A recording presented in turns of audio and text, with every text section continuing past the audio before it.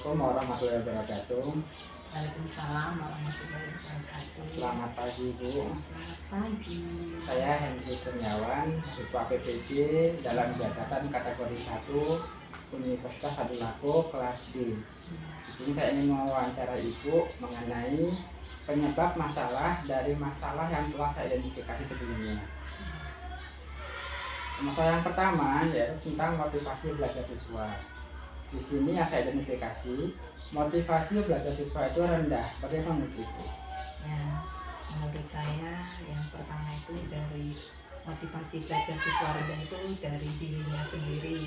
Mungkin malas atau mempunyai penyakit, sedang sakit atau mempunyai penyakit yang berat. Kemudian dari orang tua yang selalu memaksakan kehendak anak. Mungkin memaksakan anak harus pintar, harus yang selalu terdepan. Dan yang ketiga itu faktor dari gurunya yang memberikan pelajaran hanya menggunakan satu metode atau kurang kreatif. Lalu yang kedua, siswa itu mengalami kesulitan belajar, terutama dalam memahami materi ajar, Bu. Bagaimana itu? Yang pertama itu dari diri sendiri, mungkin motivasinya kurang kreatif ya, kurang konsentrasi. Terus yang kedua mungkin guru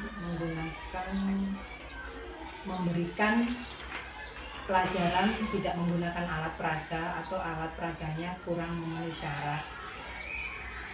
Itu saja sepertinya. Mungkin yang ketiga apa ya, alat peraganya kurang meningkatkan penalaran bagi siswa. Untuk masalah yang ketiga, Bu, itu rendahnya tingkat penguasaan materi siswa, terutama tentang matematika, Bu. Bagaimana Ya, itu? matematika itu biasanya menjadi momok bagi siswa, makanya siswanya malas untuk belajar, kurang latihan, kurang telaten, dan mungkin gurunya juga dalam memberikan materinya, metodenya hanya ceramah, jadi metodenya kurang bervariasi. Untuk masalah yang keempat, itu siswa tidak bisa duduk tenang saat belajar, Bu. Dia sedek sana sini mengganggu temannya. Itu bagaimana, Bu? Itu siswa itu mempunyai kemampuan sendiri-sendiri ya, yaitu bertingkah tidak mau tenang itu suatu potensi yang besar ya, nuraninya besar, tapi dia merasa tertekan dengan lingkungan atau lingkupnya sehingga dia merasa gelisah, tidak mau tenang, padahal dia itu mempunyai potensi yang besar, riang, senang girang, senang sana kemari, karena merasa tertekan dengan lingkungannya, jadi siswanya gelisah dan duduk tidak mau tenang. Untuk yang kelima, Bu, guru belum menerapkan pembelajaran berdiferensiasi. Bagaimana itu, Bu? Itu menurut saya guru belum memiliki pembelajaran diferensiasi. Kemudian ada beberapa siswa yang memiliki sifat apa ya, memiliki sifat atau kemampuan sendiri-sendiri yang belum diolah atau dipelajari atau dipegang oleh gurunya. Jadi guru belum memahami minat kemauan belajar siswanya. Itu nomor 6. Hubungan guru dengan siswa dan orang tua terkait pembelajaran itu sangat rendah, Bu. Bagaimana?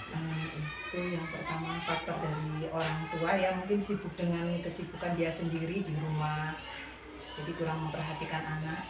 Dan yang kedua itu guru sibuk dengan pembelajarannya masing-masing ya, sibuk dengan perangkat pembelajaran masing-masing, jadi waktunya menyita antara guru dan orang tua, kurang komunikasi. Dan Selanjutnya masa 2 tahun terakhir kemarin kan kita ada COVID-19, jadi itu memaksa siswa merasa asing atau berpikir diri sendiri ya. Dia merasa hidupnya itu sendiri-sendiri, jadi kurang berkomunikasi antara orang tua dan guru. Untuk yang ketujuh, model-model pembelajaran yang digunakan oleh guru itu belum beragam, masih monoton gitu. Bagaimana Bu? Itu guru biasanya hanya berpikir simpel ya. Dia menggunakan metode pembelajaran hanya itu saja, mengajar bertahun-tahun hanya itu saja, yang penting lulus, selesai dan lulus gitu. Jadi dia merasa kurang bervariasi. Kemudian guru hanya memakai satu model pembelajaran, dan yang ketiga itu kondisi lingkungan ya, kondisi lingkungan yang kurang mendukung, kondisi sekolah yang kurang mendukung.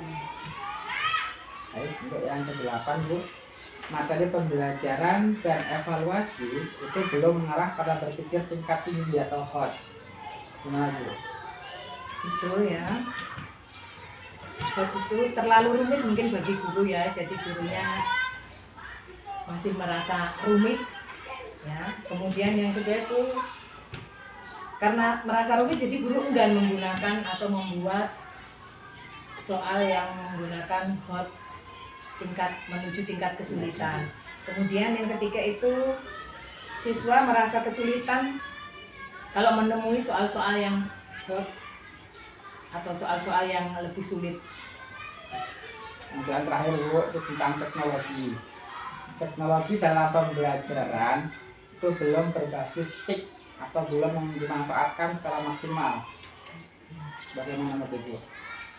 Menurut saya itu guru dalam menggunakan TIK ya, itu yang pertama itu sarana dan prasarananya, lingkungan sekolah juga iya mempengaruhi ya, dan yang ketiga mungkin jaringan internetnya belum masuk atau belum mencakup di lingkungan SD tersebut.